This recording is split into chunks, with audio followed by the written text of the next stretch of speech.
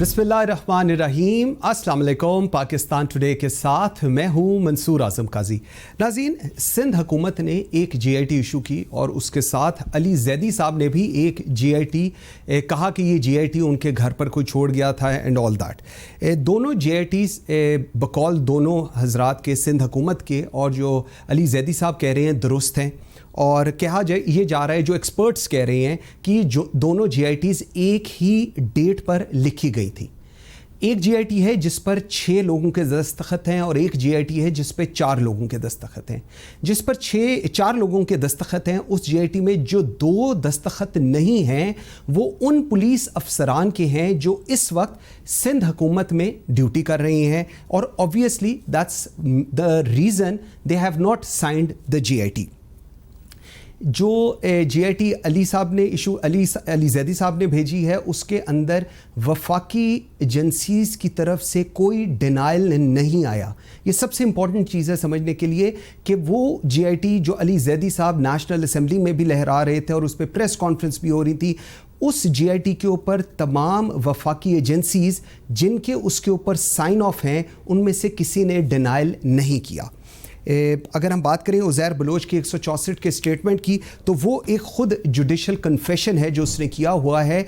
इसको सिंध हुकूमत इसको डिसोन कर रही है। अब आया क्या सिंध हुकूमत या जो चीज़ें उसने कही हैं क्या वाकई इनसे इजहार ला ताल्लुकी किया जा सकता है या नहीं किया जा सकता, ये भी बड़ा इंपॉर्टेंट है।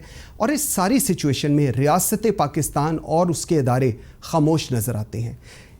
इस पे प्रोग्राम के फर्स्ट सेगमेंट में बात करेंगे। इसके साथ साथ हुकूमत के जो इत्तेहादी हैं उनके ऊपर भी बात करेंगे और हुकूमत किस तरफ जा रही है उस पर भी बात करेंगे। मुराद सईद साहब की डिग्री को लेकर भी काफ़ी आ रहा है और आज KP के जो वज़ीर इत्तलात हैं उनको भी उतार दिया गया। एक उनकी जो मुबैना ऑडियो लीक हुई है क्लेमिंग के जी वो पैसे क्लेम कर रहे थे। इस तमाम तर सिचुएशन पे बात करने के लिए मुझे ज्वाइन किया है लेफ्टिनेंट जनरल गुलाम मुस्तफ़ा साहब ने, मुझे ज्वाइन किया है अहमद बिलाल सूफ़ी साहब ने, एक्स केयरटेकर फेडरल मिनिस्टर हैं लॉ के और expert international and domestic law हैं, और साबिर शाह साहब सीनियर तजियाकार हैं, एडिटर करंट अफेयर्स हैं जियो एंड जियो TV के, जंग एंड जियो TV के। आप सबका जी बहुत शुक्रिया, very grateful for your time. Jal साहब, let me start with you sir. Sir, this whole thing जो मैंने अभी अपने इंट्रो में बताया है, इसके बाद सर अब क्या होगा?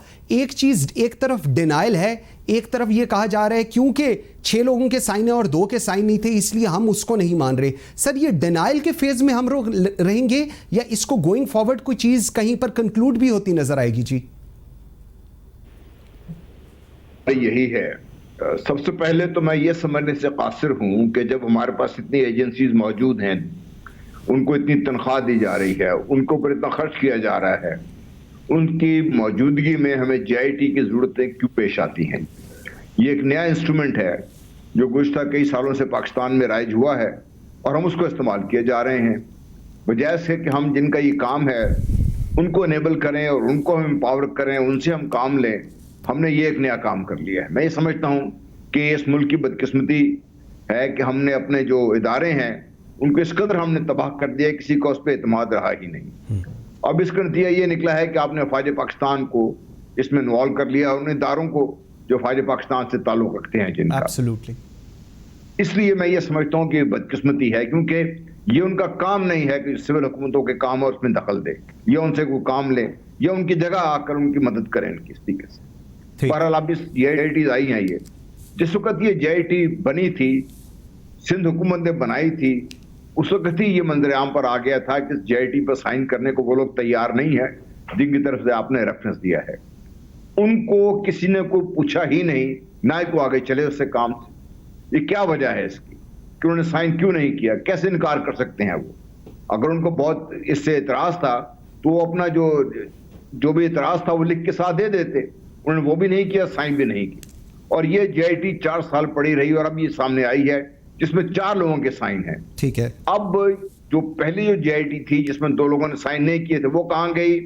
अगर वो वही है जो अली जैदी साहब पेश कर रहे हैं तो फिर ये नई GIT आई है जिसमें जो चेंजेस हैं या जिसमें कुछ चीजें नजर नहीं आ रही, वो क्यों ऐसा हुआ है, किन लोगों के कहने पे हुआ है, और फिर ये जो बाकी इदारे ने इस पर साइन क्यों किया? बिल्कुल ठीक है। ये एक ट्रेजेडी है, मैं ये समझता हूँ पाकिस्तान की, कि हमने उन इदारों को भी जो मुलव्वस कर लिया। अब उसके नतीजे में जो कुछ सामने आ रहा है, ये इस कदर ज्यादा वो मक है, ये क्वगमायर है। इसमें सब कुछ बीच में अंदर ही धंसता जा रहा है, खींचता जा रहा है सब कुछ इसमें। मुझे इसका नतीजा कुछ और होता हुआ नजर नहीं आता, क्योंकि सिंध हुकूमत आगे जाने को तैयार नहीं है। लॉ एंड ऑर्डर उनकी जिम्मेदारी है। फेडरल हुकूमत शायद इस को किसी और लेके चलेगी तो फिर शोर मच जाएगा, इस पार्टी के खिलाफ चल के शुरू हो गए काम। ठीक, जज साहब मुझे जरा ये चीज़ अहमद बिलाल सूफी साहब के पास लेके जाने दीजिएगा। सर मुझे एक चीज़ बताएं, जिस तरह अभी जनरल साहब कह रहे हैं डिसेंटिंग नोट भी लिखा जा सकता था, लेकिन ऐसी कोई चीज़ हमने उसमें देखी नहीं। इसके साथ साथ ये GIT रिपोर्ट्स जो हैं, इसकी अगर हम क्रेडिबिलिटी की बात करें, क्योंकि ये भी अब एक बहुत बड़ा क्वेश्चन है कि क्या इसकी credibility in front of court क्या है, वेयर डज इट स्टैंड, इस पर ज़रा हमें बताइएगा।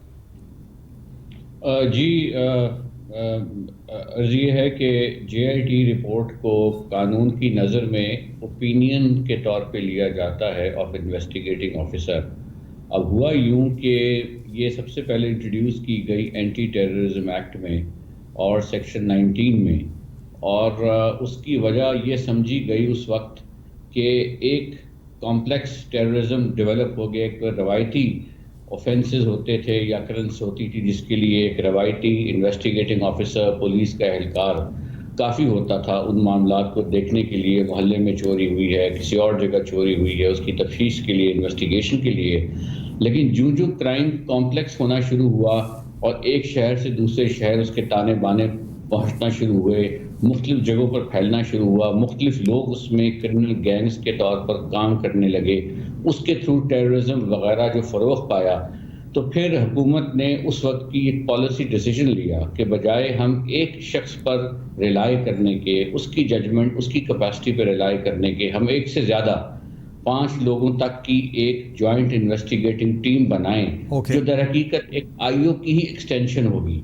अब उसके जो मेंबरान हैं, उस वक्त ये फील किया गया, उस वक्त ये पॉलिसी डिसीजन लिया गया कि इसमें कुछ फौज के जो इंटेलिजेंस इदारे हैं उनके मेंबरान को भी रखा जाए। ठीक है जी। जो जनरल साहब ने पॉइंट रेज किया, क्या फौज के लोगों को GIT रिपोर्ट, GIT के मेंबर के तौर पर काम करना चाहिए, ये एक अहम सवाल है। और मेरा ख्याल है ये पॉलिसी डिसीजन लेवल पर इसका फैसला होना चाहिए, क्योंकि कुछ और भी कवानीन पाकिस्तान में हैं जिनमें GITs हैं कि क्या सिर्फ पुलिसिंग का फंक्शन करने वाले लोगों को ही ये जॉब डिस्क्रिप्शन दिया जाए और जो इदारे इंटेलिजेंस के हैं वो सपोर्ट मोड में आ जाएं। ठीक है। सो आप देखते हैं कि इसके अलावा जो GIT एंटी टेररिज्म एक्ट में बनी, उसके बाद फिर मुख्तलिफ और कवानीन 3-4 पाकिस्तान में और कवानीन, बेनामी ट्रांजैक्शन का लॉ आया, उसमें भी GIT को डाला गया, उस कॉन्सेप्ट को इंट्रोड्यूस किया गया, बिकॉज ये तस्वुर किया गया कि कुछ क्रिमिनल गैंग्स आपस में मिलजुल कर इतना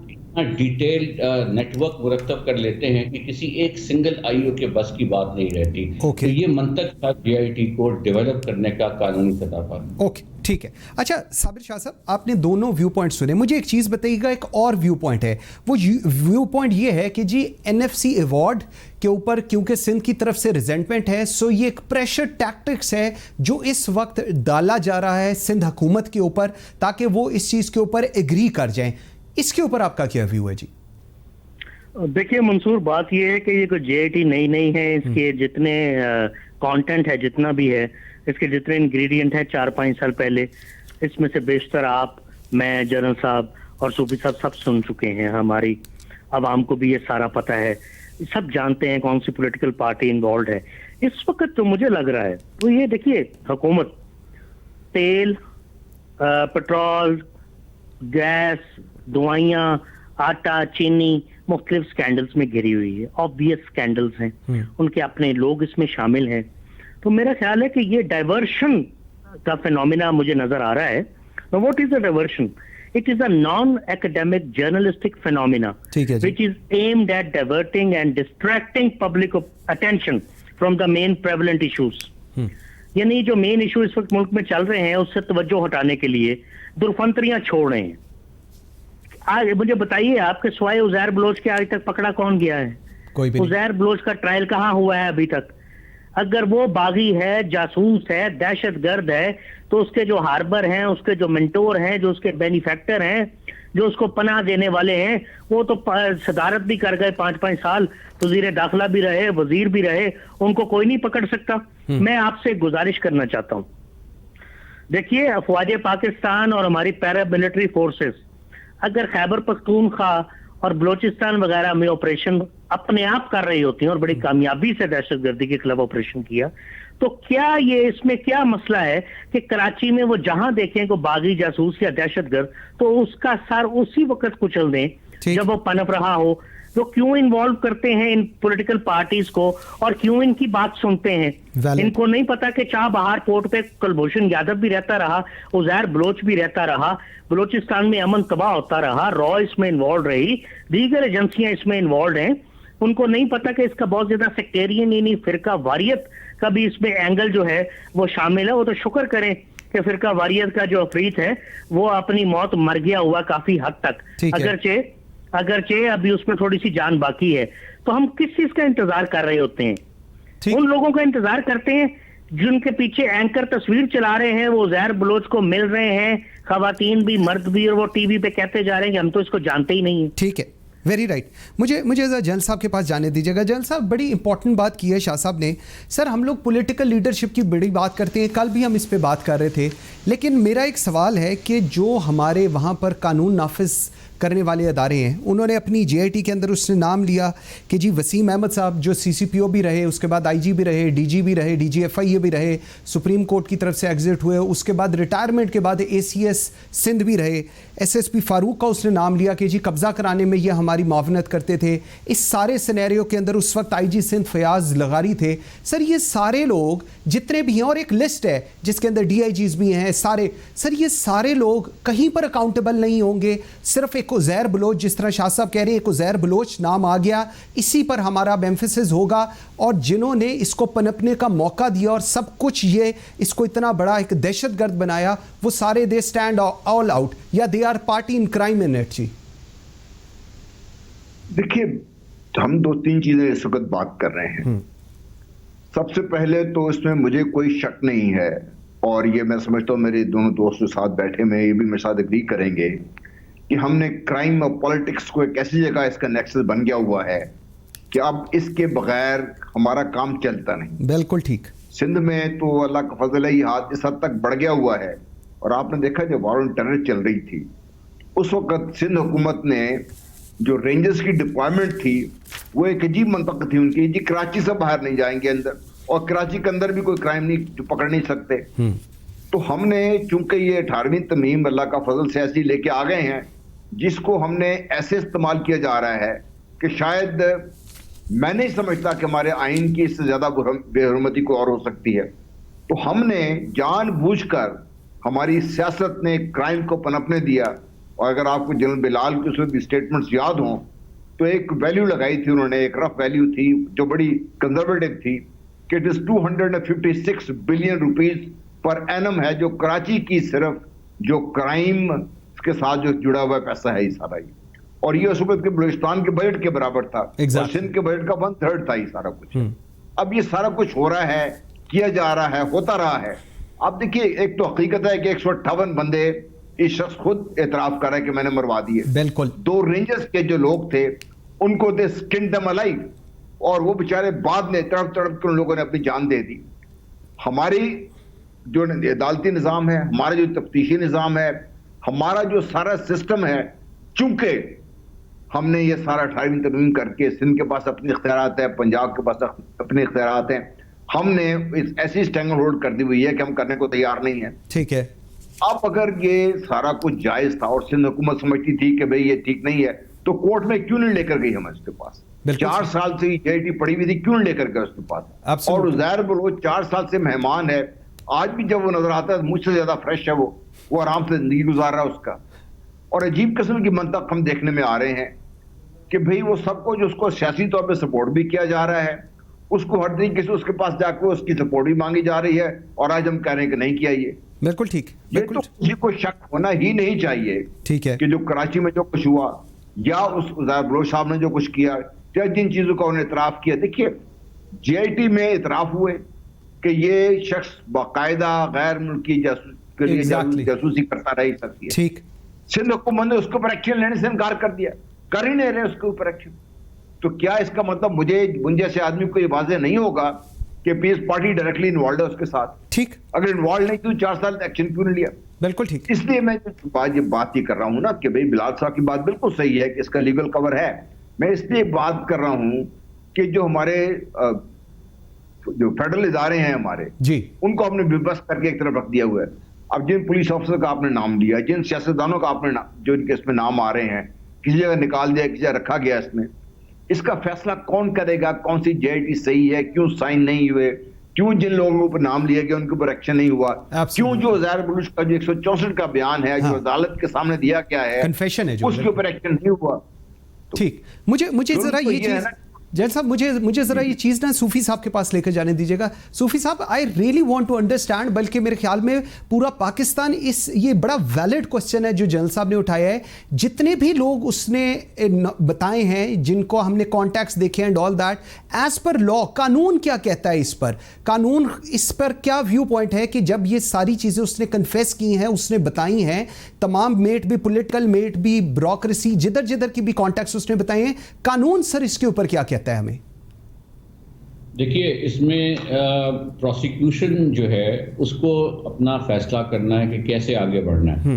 इस तरह का जो केस होता है जिसमें मल्टीपल क्राइम्स होते हैं, यानी कि नॉर्मली तो एक ऑफेंस होता है बड़ा सिंपल सा कि आपने किडनैप किया किसी को, तो आप एंटी टेररिज्म एक्ट के नीचे उसका चालान, उसकी बाबत शहादत प्रेजेंट करते हैं और वो चालान फिर ट्रायल में कन्वर्ट होता है, फिर उसको सजा या जो भी।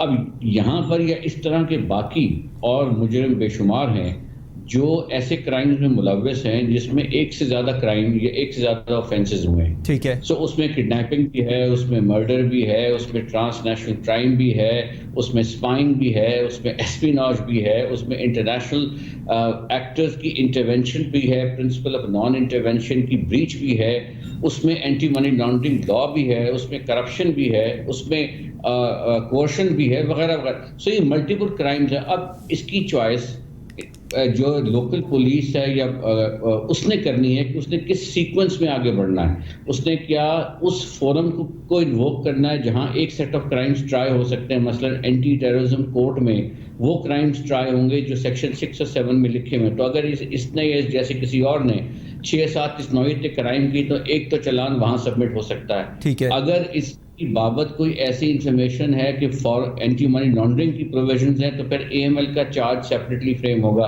तो कहने से मेरी मुराद ये है कि फोरम की डिटर्मिनेशन, ऑफेंस की डिटर्मिनेशन और मवाद की डिटर्मिनेशन जो प्रोसिक्यूशन के कब्जे में है, apart from GIT, because GIT एक ओपिनियन है आईओ का, उसके अलावा आपने हर चीज़ को सेपरेटली एस्टैब्लिश करना है। जो GIT के रिपोर्ट है उसके कंटेंट्स को सेपरेटली कोलैबोरेट करके प्रूफ भी करना है। तो वो तमाम की तमाम चीज़ें आपके सीक्वेंस में प्रेजेंट करते हैं, किन कोर्ट्स को चूज करते हैं, कैसे इसको सीक्वेंशियल करते हैं, ये चॉइस प्रोसिक्यूटिंग एजेंसी की है। सो जो भी इस वक्त जिसने उसको अरेस्ट किया हुआ है, it has to take a decision कि इन क्राइम्स को ग्रेजुअली किस तरह से ट्राई करना है और किस सीक्वेंस में करना है। ओके, ठीक है। शाह साहब, मुझे एक चीज़ बताइएगा, बड़ी अच्छी बात की सूफी साहब ने, जनरल साहब जो बता रहे हैं, लेकिन ये प्रोसिक्यूशन करना है और इसको इस्टेब्लिश करना है एंड ऑल दैट, ये बड़ी इंपॉर्टेंट चीज़ें हैं। बट इस चीज़ को करने के लिए वो तमाम इदारे, उन सब के नाम ऑलरेडी मेंशन, जो तमाम अफसरान उनके नाम मेंशन हो चुके हुए हैं, पॉलिटिकल पार्टीज उनके नाम मेंशन हो चुके हुए हैं, डिनाइल फेज में हर कोई है, हर एवरीवन इज सेइंग कि जी मैं I am out of it, ये इसका अपना इंडिपेंडेंट, ये इसने सब कुछ किया है, और at this moment time everyone is saying कि जी हमारा कोई ताल्लुक नहीं है। फिर चीजें आगे कैसे चलेंगी? देखिए मंसूर साहब, मैं बात रिपीट करता हूं कि अगर खैबर पख्तूनख्वा या बलोचिस्तान में जब दहशतगर्द मिलते हैं तो हमारी दुआओं के साथ, हमारे मैंडेट के साथ अफवाज पाकिस्तान उनको हलाक कर देते हैं। बहुत बहुत बड़े जासूसी के रिंग पकड़ लेते हैं, कुलभूषण यादव को भी पकड़ा। तो अगर उस वक्त पकड़ सकते हैं तो ये उज़ैर बलोच जैसे लोगों को कैसे पनपने दिया गया? क्यों डिबेट कराते हैं इन इश्यूज के ऊपर? कौन करता है डिबेट? कैसे करवाई जाती है? क्या हमें नहीं पता हमारा अदालती सिस्टम नाकस है? कई चीफ जस्टिस साहिबान लोअर जुडिशरी के नाकसपन और नालायकी और वहां रिश्वत सतानी की गुफ्तगू और पेंडेंसी ऑफ केसेस के ऊपर बहुत ज्यादा गुफ्तगू कर चुके हैं, हम भूल गए। और भाई अगर नहीं चलता ये by cameral parliamentary system, house of Commons और हाउस ऑफ लॉर्ड्स वाला, तो प्रेसिडेंशियल सिस्टम ले आए, इमरान खान को सदर बता दें, नीचे एक उनके कैबिनेट दे दें जिसमें जाली डॉक्टर, असली डॉक्टर, नालायक डॉक्टर, ये सारे उसमें से निकाल दें। इसमें क्या हर्ज है? अगर पार्लियामेंट जो है वो दहशत गर्दों के बेनिफैक्टर्स पे मुश्तमिल है, उनको पनाह देने वालों पे मुश्तमिल है, उनके फाइनेंसियर्स पे मुश्तमिल है, क्या हम ये बातें नहीं जानते कि सिविल इदारे तकरीबन तबाह हो चुके हैं? प्राइम मिनिस्टर साहब जो इस वक्त मौजूदा है वो तो 100 दफा ये बातें कर चुके थे अपने धरनों में, तो अगर क्या उन्हें नहीं समझ आ रही? आर्मी चीफ भी कई दफा ढके छुपे अल्फाज में कई दफा गुफ्तगू कर देते हैं। गुजारिश ये है कि अपना मुल्क तबाह हम करने से पहले क्यों ना ऐसे खुदरौ पौधों को काट दें तलवार के साथ। मेरी गुजारिश सिर्फ इतनी है। क्या दहशतगर्द को पनपने देंगे, उस पर बहस करेंगे, जेटी बनाएंगे आप, वरना बल्दिया फैक्ट्री वाला वाकया करेंगे आप? सही, उस कराची तबाह हो गया यार 35 साल के अंदर, लाखों बच्चे मारे गए हैं, लाखों बच्चे गलत राहों पे चले गए हैं। ये जो कहते थे जी भाई ये हुकूमत का हिस्सा है आज भी, कौन लाता है इन्हें हुकूमत में यार? बिल्कुल ठीक। जल साहब, ये इंपॉर्टेंट पॉइंट, वेरी इंपॉर्टेंट, ये तमाम लोग, ये तमाम political parties, they all are a part of the government even as of today. Pakistan Tehreek Insaf के साथ सिंध में हुकूमत भी है, वफाक के अंदर MQM की हुकूमत है। सो फिर who will manage this thing? अगर इनको हाथ डाला जाएगा तो फिर हुकूमत चली जाएगी। दैट्स अ डिस्कशन जो तमाम पार्लियामेंटेरियंस जो सेन वॉइसेस हैं वो करते हैं। तो फिर सर इस चीज़ को GIT की हद तक, हमारे टॉक शोज़ की हद तक ये रहेगा जी, दैट्स इट, पता चल जाएगा फिर आगे जी? देखिए, एज ऑफ नाउ जो सिस्टम आपके यहाँ इन्वोक है इसमें तो यही होगा। ये कोई मुजरिम जो इस किस्म के हैं वो अपनी मंतकी इंजाम तक नहीं पहुंचेगा इस जुर्म को। अगर वो नहीं पहुंचेगा तो पाकिस्तान जिस तरीके से लहजा ब लहजा नीचे जाता रहेगा और हम इसी तरीके से रोते रहेंगे, टॉक शोज होते रहेंगे। देखिए, जिस सिस्टम ने आपको ये सब कुछ दिया है, अगर आप उसी सिस्टम से तवक्को रखते हैं कोई ठीक कर देगा इसको, तो फिर मैं ये समझता हूँ कम से ज्यादा नादान और कोई नहीं होगा।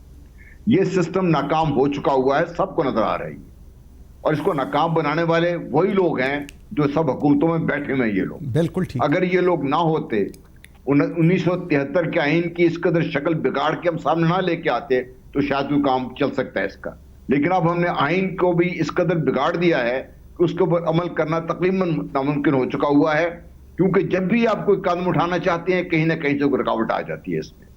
इस वक्त अगर आप देखिए तो आपकी सियासत, आपका अदालती निज़ाम, आपकी जो एडमिनिस्ट्रेशन है, सारी आपस में एक दूसरे गठबंधन हो चुकी हुई है।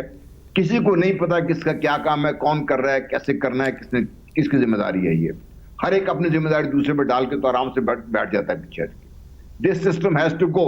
ये क्वागमायर है, इसमें आप फरिश्ते भी लेके आ जाएंगे ना, वो भी इसको अंदर लेके तो नीचे डबो के रख देगा इसको। ठीक, इसको दिस हैज टू गो।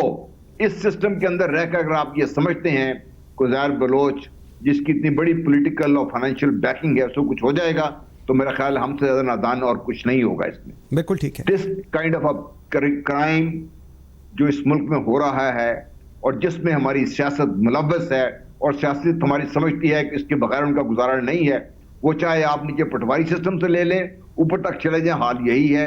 हम यही रोते रहेंगे, नहीं होगा ये। This system has to go. बिल्कुल ठीक है। ब्रिंग इन द सिस्टम जो हमारे पाकिस्तान के जेनेसिस के मुताबिक काम कर सकता है, हमारे एथॉस, हमारे कल्चर के साथ काम कर सकता है। हमें ना तो ब्रिटिश सिस्टम हमारे काम करेगा, ना अमेरिकन सिस्टम काम करेगा। हम इंडिया की मिसालें देते हैं, वो भी काम नहीं करेगा। हमने तो कोई एक सिस्टम किसी तरीके से बनाया है ही नहीं ना, बिगाड़ा ही है हमने। ठीक ठीक, अपनी वक्त की जरूरत के मुताबिक। जैसा पॉइंट आ गया आपका, बिल्कुल ठीक है। व्यूअर्स, एक छोटी सी ब्रेक लेते हैं। जिस वक्त ब्रेक से वापस आते हैं तो सूफी साहब से ज़रा एक तो इस सिस्टम, इस निज़ाम की बात करते हैं, और GITs, anti corruption, anti terrorism के जो केसेस हैं इनमें किस हद तक सक्सेसफुल हुई हैं और उसकी रेशियो क्या है, इस पर भी ज़रा बात करेंगे। मेरे साथ रहिएगा।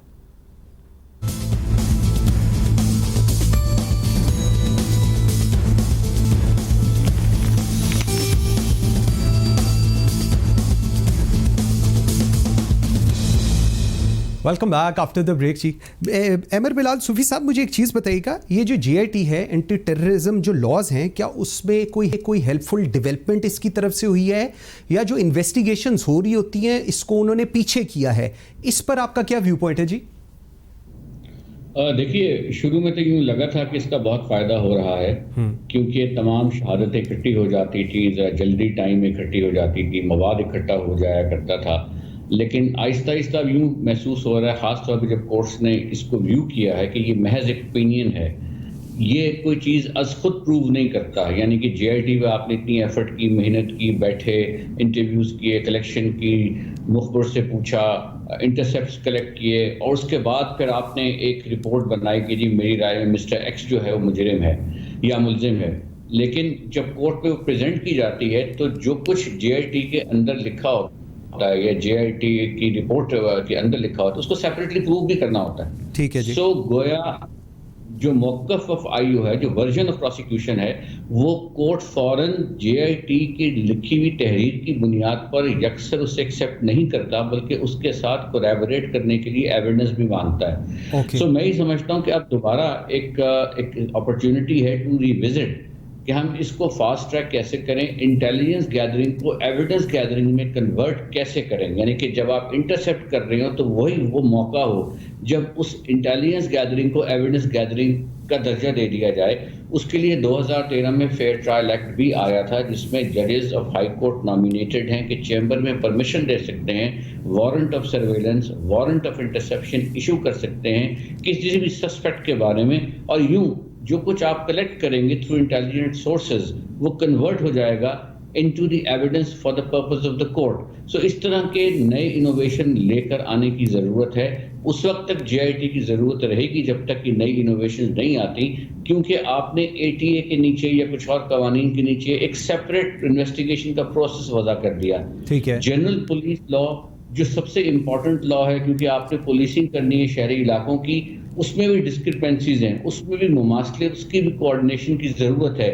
2 सूबों में पुलिस ऑर्डर नाफिज है, 2 सूबों में पुलिस एक्ट है, तो लिहाजा वो डिस्पैरिटी की वजह से प्रॉब्लम्स क्रिएट हो जाती हैं, लीगल क्रैक्स आ जाते हैं। एक चीज़ ज़हन में रखिए कि रियासत में जो लोग काम करते हैं वो कानून के फ्रेमवर्क में रहकर ही काम कर सकते हैं, जो कानून उनको इजाज़त, पावर और पोटेंशियल देता है। अब अगर कानून में कोई एम्बिग्विटी है तो उस एम्बिग्विटी को क्लियर करना बेहद ज़रूरी है, वरना उसका नुकसान फिर रियासत को होता है। तो 8000 फेडरल कवानीन मौजूद हैं पाकिस्तान में जिनके इतलात के थ्रू आप रियासत को मैनेज कर सकते हैं। इनको ही मैनेजमेंट टूल्स ऑफ स्टेट कहते हैं, यानी रियासत को मैनेज करने के लिए जो आपको इनमें से किसी न किसी कानून को आइडेंटिफाई करना है। हर मिनिस्ट्री फेडरल हो या प्रोविंशियल हो, उसके नीचे एक सेट ऑफ कवानीन है जिस पर उसका लेजिस्लेटिव मैंडेट है, यानी वो मिनिस्ट्री अगर उन कवानीन का इतलाक करना शुरू कर दे तो आहिस्ता आहिस्ता पहिया चलना शुरू हो जाएगा मैनेजमेंट और एडमिनिस्ट्रेशन ऑफ रियासत का। आप उन कवानीन से बाहर कोई इनिशिएटिव लेंगे तो वो अल्ट्रा वायरस कहलाएगा, कोर्टों में चैलेंज होगा। तो इसलिए ये चीज़ समझना ज़रूरी है कि स्टेट क्राफ्ट का बुनियादी टूल ऑफ इम्प्लीमेंटेशन कवानीन है। उन कवानीन में तब्दीली लाकर आप मैनेजमेंट ऑफ रियासत एफिशिएंट कर सकते हैं, जिसमें क्रिमिनल जस्टिस सिस्टम भी शामिल है। और एक बात मैं और क्रिमिनल जस्टिस सिस्टम में जो बुनियादी किरदार है वो पुलिस का होना चाहिए। और जिस तरह जनरल साहब ने कहा, मैं उससे काफ़ी हद तक उससे एग्री करता हूँ कि हमें पुलिसिंग वाले रोल में आर्मी को नहीं लाना चाहिए। आर्मी का काम है सर्जरी करना, पोस्ट सर्जरी केयर में पुलिस, प्रोसिक्यूटर्स और बाकी लोगों को साहब ठीक, आपका पॉइंट आ गया, बहुत ही इंपॉर्टेंट बात है। मुझे शाह साहब एक चीज़, I really want to have this thing, पूरे पाकिस्तान में एक पुलिस लॉ नहीं है। सिंध में फ़र्क, पंजाब में फ़र्क, KP में फ़र्क, GB में फ़र्क, बलूचिस्तान में फ़र्क, और कॉपी पेस्ट की हुई हैं। और at the end of the day ये सारे पुलिस लॉ सिर्फ इसलिए बनाई जाती हैं प्रोविंशियल गवर्नमेंट्स ताकि तमाम तर इख्तियारात ट्रांसफ़र पोस्टिंग्स के वो रिस्पेक्टिव चीफ मिनिस्टर्स और सियासी इन लोगों के पास रहें। सर अब सवाल ये है, इसका मतलब ये है कि जो व्हाट आई एम गैदरिंग कि ये सिस्टम का फेलियर है, क्योंकि इवन एज ऑफ टुडे, आज जब हम बात कर रहे हैं 11 जुलाई 2020 को, रेंजर्स कराची के अंदर है। दैट मीन्स कि जो पुलिस सिस्टम है even in the main hub of Pakistan, वहां पर फेलियर है। दैट्स द रीजन कि आज भी रेंजर्स वहां पर पुलिस का काम कर रही है। क्या व्यू है आपका? मंसूर साहब, गुजारिश ये है कि मुझे ये बताइए कि जो लॉज मौजूद हैं उन पे कितना अमल हुआ आज तक? 0। क्या जखीरा अंदोजी का लॉ नहीं है? क्या करप्शन के खिलाफ लॉ नहीं है? क्या 420 करने का लॉ नहीं है? क्या बंदा मारने का, भत्ता लेने का, दहशतगर्दी करने का, लोगों को अगवा करने का तवान के लिए, ये सारे कानून जो मौजूद है उन पे भी अमल नहीं हो रहा। तो पुलिस लॉ बना के आप क्या कर लेंगे?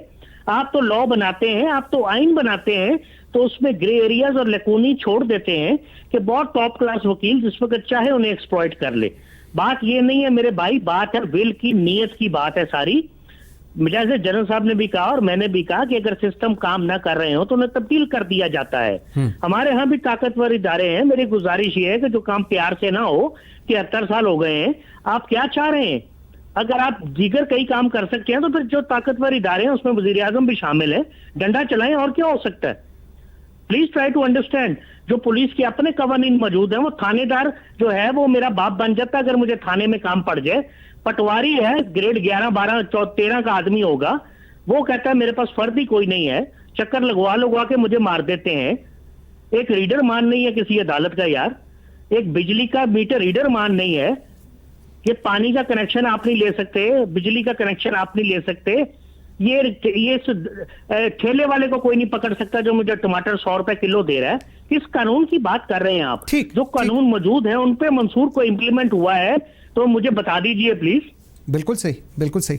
जल साहब मुझे एक चीज़ बताइएगा थोड़ा सा, ये जो बल्दिया फैक्ट्री की 27 सफ़ों की आई जिसके अंदर उन्होंने MQM के हमाद सिद्दीकी और रहमान भोला का मेंशन किया, 20 करोड़ नहीं दिए, इसकी वजह से उन्होंने तक 159 जिंदा लोगों को जला दिया। और उसके बाद आज सारे डिस्कशन हम लोग ये कर रहे हैं कि जी हमें बड़ा अफसोस है इस चीज़ का, लेकिन हम कुछ कर नहीं सक रहे। क्या इतनी ही माजूर और मफलूज होती हैं जी रियासतें? ये पाकिस्तान के चेहरे पर जितना बड़ा स्याह धब्बा ये है, शायद ही कोई और हो। और बहुत सारी चीजें पाकिस्तान में गलत हुई हैं, लेकिन जब आप 256 अफराद को सिर्फ 20 करोड़ रुपए के लिए जला देते हैं और उस पर आप बहस जी जी जी जी और उसके बाद फिर आप बैठ के बातें करते हैं, तो मेरा समय ख्याल है कि फिर हमारी रियासत अगर खत्म हो जाती है, खुदा न खास्ता अल्लाह ताला मेरे मुंह में खाक, तो फिर शायद ये गलत नहीं होगा। ये देखिए, इंसाफ तो बेसिक स्ट्रक्चर है जिसके ऊपर सारी रियासतें खड़ी होती हैं। हमने अपनी रियासत का तमाशा बना के रख दिया है और इसमें मैं समझता हूं कि हम सब कसूरवार हैं। इसमें कोई अगर हमने इसे अपने आप को इससे बरी जमा करार देना चाहता है तो वो गलत होगा ही। देखिए, मैं साबिर शाह साहब, बिलाल सूफी साहब माशाल्लाह बहुत पढ़े लिखे हैं, इसलिए वो शायद ये बात नहीं कर रहे। This system has failed us. Exactly, this system of governance has failed अस।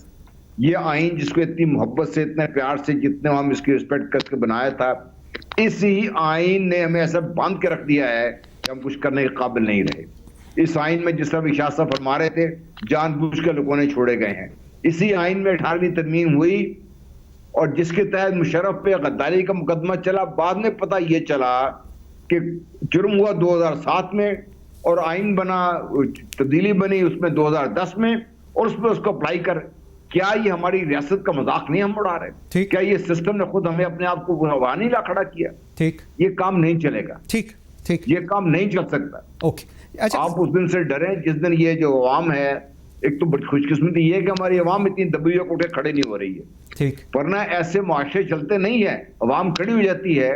ये अमेरिका में एक आदमी को उन्होंने एक काले को मारा और देखिए क्या बना अमेरिका का। ठीक, जल साहब आपका पॉइंट आ गया। सॉरी मेरे पास टाइम थोड़ा सा कम है।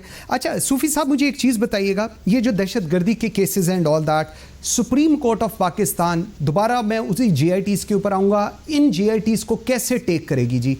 What will be the view point of supreme court अगर हम इन केस ऑफ टेररिज्म, क्योंकि ये सारे दहशतगर्दी के वाकयात हुए हैं, क्या कहते हैं इस पे आप?